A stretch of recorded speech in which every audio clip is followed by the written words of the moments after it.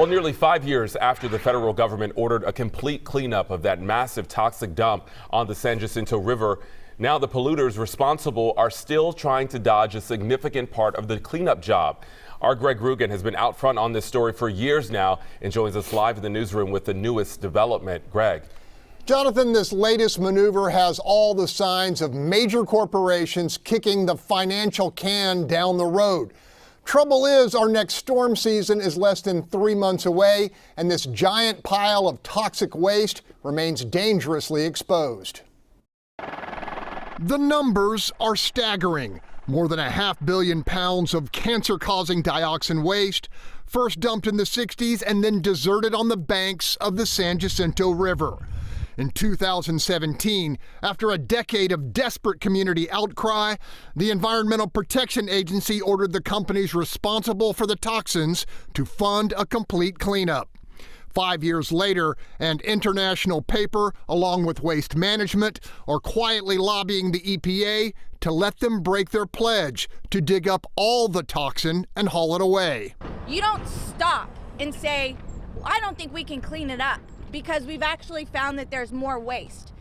You address the additional contamination found. That's Jackie Young-Medcalf of the Texas Health and Environment Alliance, who's spent a dozen years spearheading this fight.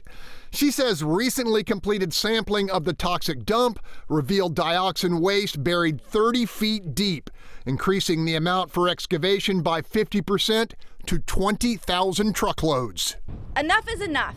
EPA, we need you to hold firm. Our communities, the future of Galveston Bay and the surrounding environment hinges on the cleanup of this site. Dangerously exposed to hurricanes and floods, the Superfund site has already sustained serious damage from a series of storms.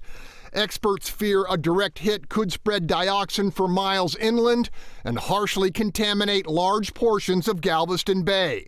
Local residents like Bobby Stone, with decades of exposure, fear for their health. When I was growing up as a kid, we played out there because we didn't know. And there's a lot of people that played out there because they didn't know, and they're starting to come back on them now. I know quite a few people that have died down there from different cancers. Resident Greg Moss says he can figure only one reason those responsible for the pollution are so reluctant to pay. I think it's just all corporate greed that they're not interested in spending the money to do it right. Greg Moss tells us his dog just died from lung cancer. We checked, and that condition is extremely rare among canines. Meantime, Waste Management, International Paper, and the EPA have not yet responded to our requests for comment. We will keep you posted. In the newsroom, Greg Groogan, Fox 26 News.